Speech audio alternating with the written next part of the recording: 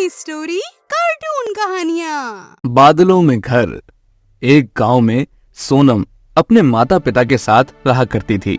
सोनम बहुत ही गरीब लड़की थी, जिस वजह से वो कभी भी दूसरे बच्चों के साथ नहीं खेल पाती थी, क्योंकि उसके आस पड़ोस में सभी अमीर रहते थे, जिस वजह से सोनम काफी ज्यादा दुखी रहती थी।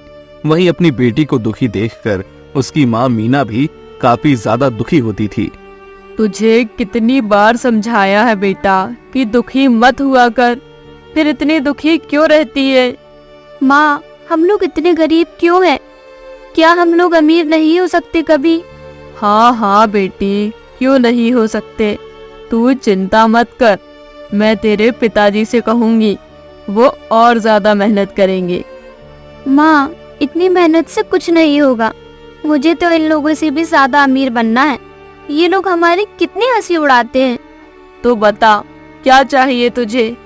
माँ, मुझे तो बादलों में घर चाहिए। अब मुझे यहाँ नहीं रहना, अब तो मुझे बादलों में ही रहना है, परियों के साथ। क्या? ये तो क्या कह रही है बेटी?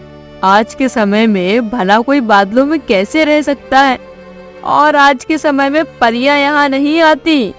क्यों नहीं आती माँ? आप तो मुझे परियों की कहानी सुनाती थी ना।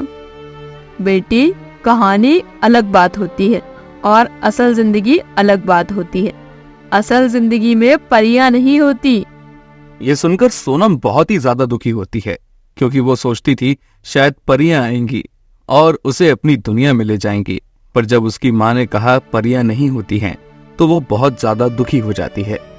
मुझे कुछ नहीं पता माँ, मुझे तो परियों से मिलना है। मैं तो परियों के देश बादलों में जाऊंगी। अब तो मुझे बादलों में ही घर बनाना है, बस मैंने कह दिया।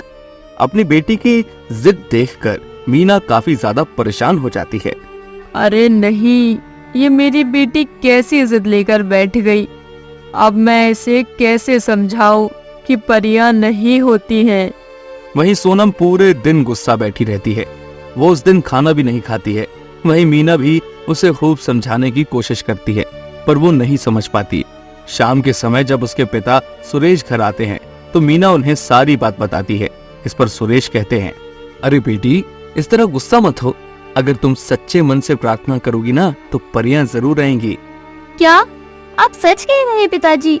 परियां जरूर आएंगी, मैं जरूर प्रार्थना करूंगी। ये सुनकर मीना बड़ी ही परेशान हो जाती है। फिर वो अपने पति से कहती है, ये आप क्या कह रहे हैं? आपको पता है परियां नहीं होती है, तो फिर आपने उससे झूठ क्यों बोला? मुझे पता है, पर अगर मैं उससे झूठ नहीं बोलता तो वो इसी तरह गुस्सा रहती और खाना भी नहीं खाती। इस वजह से मैंने उसे बोल दिया। पर अगर परियां नहीं आई तो आपको पता है ना वो क्या करेगी? अरे भाई, तब तक हम उसे समझा लेंगे, तुम चिंता मत करो। धीरे धीरे समय गुजर रहा था।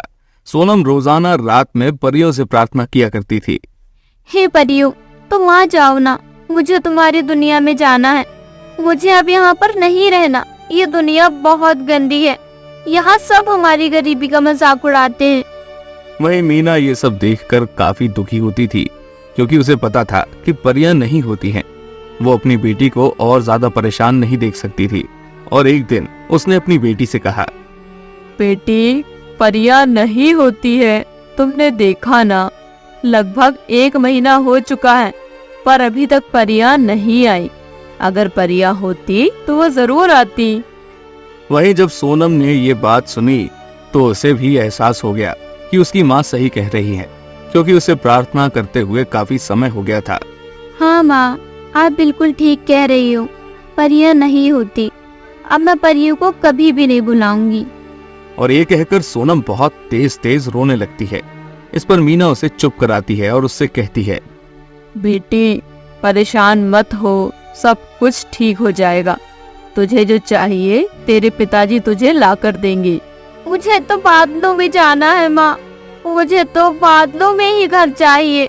आप पिताजी से कहिए ना कि वो मुझे बादलों का घर लाकर दे दे। और इस तरह सोनम रोते रोते सो जाती है। धीरे धीरे रात गहरी होती है। अभी सब लोग आराम से सो रहे थे। तभी एक परी सोनम के सपने में आ जाती है और वो सोनम को जगाती है। अरे सोनम, उठो, देखो मैं आई हूँ तुमसे मिलने। सोनम ने जब परी को देखा तो वो बहुत ही खुश हो गई और उसने परी से कहा, आप आ गई, मैं आपका ही इंतजार कर रही थी। अब आप मुझे बादलों के घर में लेकर चलिए, मैं यहाँ नहीं रहूंगी। अरे सोनम, मैं तुम्हें बादलों के घर में नहीं ले जा सकती हूँ, पर हाँ तुम्हें तरीका बता सकती हूँ। फिर तुम बादलों के क्या, चांद के घर पर भी जा सकती हो। कौन सा तरीका है जिसमें चांद पर भी मैं घर बना सकती हूँ? तुम जिस तरह मुझे रोजाना याद करती हो उसी तरह तुम्हें रोजाना पढ़ाई करनी चाहिए, और या फिर तुम्हें कुछ ऐसा काम करना चाहिए जिससे तुम स्पेस में जा सको। क्या स्पेस में? हाँ, जिससे तुम पूरा ब्रह्मांड घूम पाओगी, नए नए ग्रहों और चांद मंगल पर हर कहीं जा पाओगी। इसी के साथ तुम बादलों में घर बना पाओगी। ये सुनकर सोनम बहुत ही खुश हो जाती है और वो परी से कहती है, ठीक है, अब से मैं रोजाना पढ़ाई करूंगी और नए नए तरीके खोजूंगी जिससे मैं स्पेस में जा सकूं। ये सुनकर परी बहुत खुश होती है और वो वहाँ से गायब हो जाती है। अगले दिन सोनम उठती है और वो अपनी माँ से कहती है, माँ, मुझे पढ़ाई करनी है। हाँ हाँ बेटा, क्यों नहीं, मैं तेरे पिता से कहकर तुझे स्कूल भिजवाती हूँ। ये सुनकर सोनम बहुत ही खुश हो जाती है और फिर वो मन लगाकर पढ़ाई करती है। समय के साथ सोनम अब बड़ी हो चुकी थी और अब वो अपनी मेहनत के दम पर इसरो में शामिल हो गई थी और उसने एक ऐसी मशीन बनाई थी जिससे वो आसमान की सैर कर सके।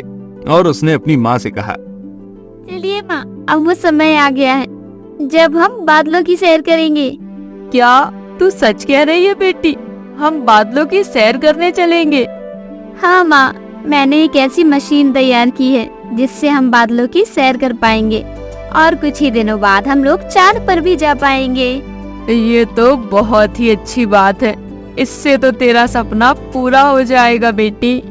हाँ माँ, ये सब परी की वजह से हो पाया है, क्योंकि अगर वो मेरे सपने में ना आई होती और उसने मुझे समझाया ना होता तो मैं कभी भी यहाँ तक नहीं पहुँच पाती। क्या परी? पर कब आई थी परी? तूने हमें कुछ बताया ही नहीं। ये सुनकर सोनम अपनी माँ को पूरी बात बताती है, जिससे मीना बहुत ही ज्यादा खुश हो जाती है। इसके बाद सोनम अपने माता पिता को लेकर मशीन में बैठ जाती है और फिर वो लोग बादलों की सैर करने के लिए निकल जाते हैं। और अब सोनम बहुत ही खुश थी क्योंकि उसका सपना पूरा हो चुका था। इसी के साथ उसने और भी कई सारी ऐसी मशीन्स बनाई थी जो भारत के अंतरिक्ष मिशन में काफी ज्यादा मददगार थी, जिससे उसका भारत में ही नहीं बल्कि पूरी दुनिया में नाम हो रहा था। और ये देखकर सोनम के माता पिता बहुत ही खुश थे। तो भाई, इस कहानी से हमें ये शिक्षा मिलती है कि हमें जादू या परियों से ज्यादा अपनी मेहनत पर विश्वास करना चाहिए। मेहनत करने वालों को सब मिल जाता है। तो दोस्तों, कैसी लगी आपको हमारी कहानी? अगर पसंद आई हो तो लाइक, शेयर और सब्सक्राइब करना ना भूलें और ऐसी ही दिलचस्प कहानियों के लिए बने रहें हमारे चैनल पर। और हाँ, नीचे कमेंट में अपनी पसंद के बारे में ज़रूर बताएं।